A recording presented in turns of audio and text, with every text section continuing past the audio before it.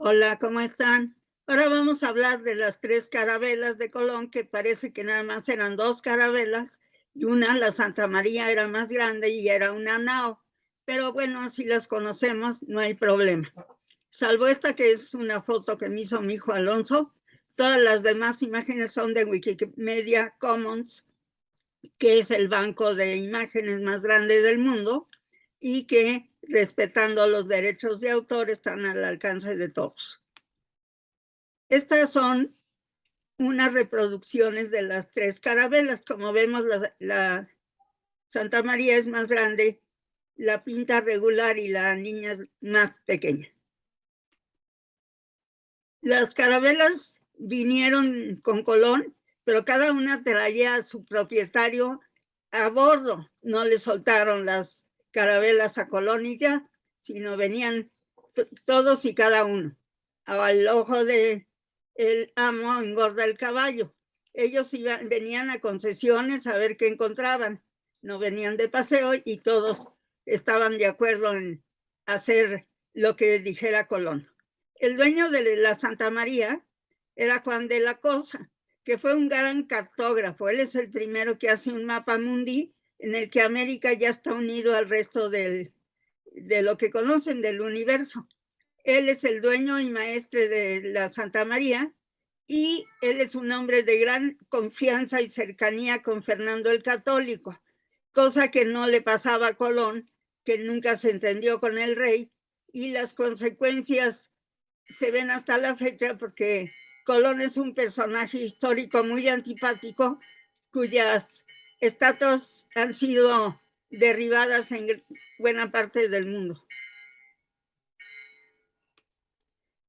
En el primer viaje, naturalmente, pues imagínense todo lo que encontraron, llenaron los barcos todo lo que se pudo. Y como en la Santa María era más grande, encalló. O sea, se atoró en el mar y se le deshizo el fondo. Entonces, con la madera sobrante, hicieron el fuerte que llamaron de la Navidad, porque eso pasó el 25 de diciembre de 1492.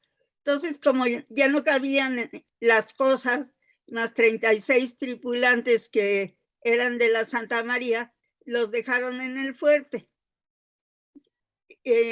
Juan de la Cosa no se quedó en la ruina, sino como sucede en esos viajes, o hay un seguro o corre a cargo de la corona o de quien haya encargado el viaje los gastos por la pérdida. Entonces, Juan de la Cosa recibió el derecho de transportar 138 kilos de trigo de Andalucía a Vizcaya, libre de impuestos durante 18 meses, y vino en el segundo viaje de Colón con un sueldo pagado por la corona. Entonces así le compensaron la pérdida de su barco, que era el más importante. Los hermanos Pinzón, los de la canción grosera esa que cantamos desde chicos, esos eran los dueños de la Pinta. O sea, imagínense lo que tiene esa canción, es del siglo XV. Entonces, pues, un poco antigua. El capitán era Martín Alonso y el maestre o el mandamás Francisco. Bueno, Francisco Martín Pinzón. Ellos se perdieron antes de llegar a España y se cree que fueron los primeros que llegaron a Brasil. Luego ya se encontraron y llegaron a España, pero llegaron cada quien por su lado. Colón se regresó con Juan Niño, eran muy amigos. Juan Niño es miembro de una familia de corsarios, o sea, piratas con permiso del rey, muy antigua y muy cercana a los reyes de Castilla. Entonces, pues era, digamos, una gran palanca para Colón el llevarse con Juan Niño. Él regresó con Juan Niño y esta es la réplica de la niña. Dice el gran historiador Arciniaga en su biografía del Caribe que Colón no tenía la menor idea de la importancia que tenía lo que había hecho, porque le pidió permiso al rey de llegar en mula de Portugal a Barcelona, que era donde estaban, cuando ya tenía la jerarquía necesaria. Por acuerdo era el virrey de lo descubierto, para no tener que pedir esos permisos, pero en fin, llegó. Colón hizo 4 viajes y fue de mal en peor, digamos así.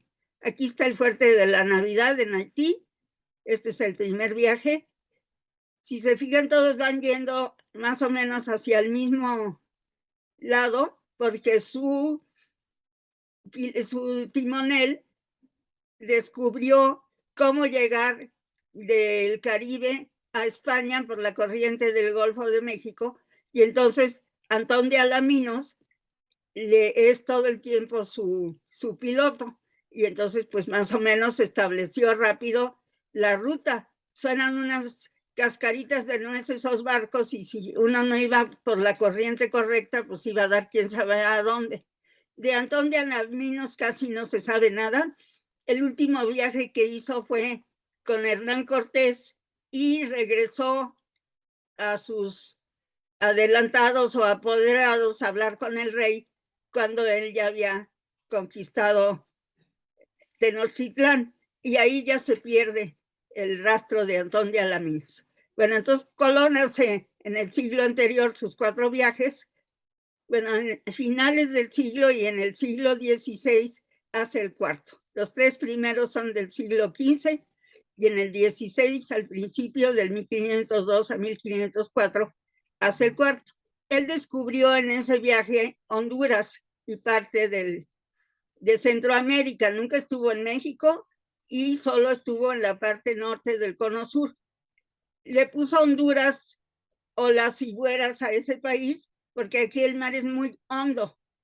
Y luego cuando después de una gran tormenta logró salir, después de varios días, le puso gracias a Dios, y entonces este cabo se llama gracias a Dios por él. El primer viaje, pues todo el mundo vino, como vemos, sus armadores y más o menos en paz. Colón regresó en la Niña y luego se puso a ver cómo hacían para hacer un segundo viaje. Tuvo muchísimo éxito. En el segundo viaje Colón trajo muchísima gente, descubrió la Dominica y Guadalupe, volvió a pasar por Puerto Rico y llegó a la Española, ahora dominicana, donde encontró que en la parte de Haití estaba destruido el fuerte y todos los españoles habían sido asesinados, y además se les veía huella de tortura y que les habían sacado los ojos. Bueno, entonces no les cuento la cólera que le dio y lo que hizo con los habitantes de Haití. Entonces de ahí, pues, si no era muy simpático allí, fue peor. Y además empezó a tratar de esclavizarlos, lo cual lo acabó enfrentando con la reina Isabel. En su tercer viaje ya no vino con tanta gente, ni ya con tanto apoyo. Ya había habido, pues por todas las cosas que pasaron en el segundo, pleito con los reyes, sobre todo con Fernando. Y pues se agandallaba las cosas. Por ejemplo, no les dio el quinto real, o sea, el 20% a los reyes de las perlas que descubrió en la isla Santa Margarita y enfrente de Venezuela. La gente se quejaba de malos tratos. El caso es que lo apresaron. La reina Isabel lo liberó y en teoría era su último viaje, pero los comerciantes genoveses lo convencieron de que hiciera un cuarto viaje y lo financiaron. Entonces, como les decía yo hace un rato, ahí fue donde descubrió América Central. No pudo llegar por el lado de la dominicana, o sea, de la española, estaba prohibido, y llegó un huracán y le hundió los 4 barcos. Así que tuvo que tomar un barco de pasajeros, digamos, y regresar con su hijo Hernando a España. Y ahí sí ya lo arraigaron hasta que se murió 2 años después. Pues eso es todo lo que hay que platicarles por hoy de las 3 carabelas de Colón, que acabaron siendo 2, y unos 4 viajes pues no tan placenteros como hubiera pensado. Él nunca supo que había descubierto un continente. Cuando llegó al Orinoco pensó que era el Ganges, y como había muchas islas, pues pensó que eran las islas asiáticas. Pero pues él abrió la ruta, digamos, para no pelear de si descubrió o no. Él abrió la ruta al mundo entonces desconocido de América, Y ya en pocos años, después de grandes discusiones, Américo Vespucio y otros impusieron la idea de que era un continente distinto y no Asia. Pues hasta la próxima, que les vaya muy bien.